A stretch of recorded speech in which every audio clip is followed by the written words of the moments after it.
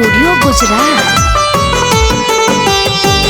जहिया से चल गईली छोड़ के हमके, जहिया से चल गईली छोड़ के हमके, जिंदगी भइलो सुनसान हो जाए। मैना ले आओ खबरिया जाए, मैना ले आओ खबरिया, कैसन बाड़ी मोरी रानी हो।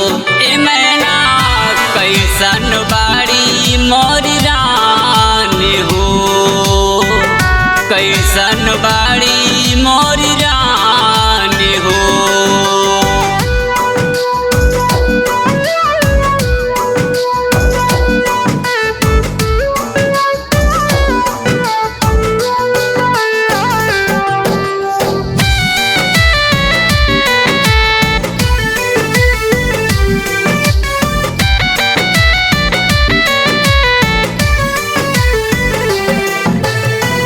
कब दिलवे में हमरा बसत रहली, क्षण भर जुदाई ना सहत रहली, क्षण भर जुदाई ना सहत रहली।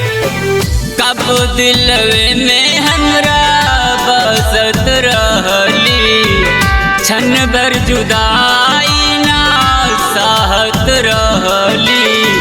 अब तो दीवाना काहे कटी नहीं रतिया, अब तो दीवाना काहे कटी नहीं रतिया, होई जात कैसे सबेर हो जाए। मैना ले आओ खबरिया जाए, मैना ले आओ खबरिया, कैसन बाड़ी मोरी रानी हो। ए मैना कैसन बाड़ी मोरी रानी हो, कैसन बाड़ी मोरी रानी हो।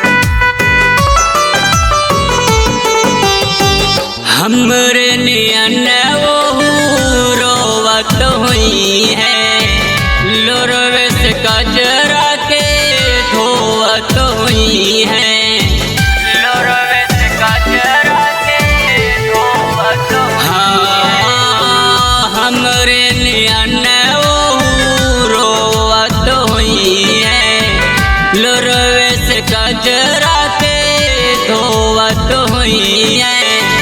कहले दीवाना होई कुछ मजबूरी, कहले दीवाना होई कुछ मजबूरी, मर जाई तो हो रे बिना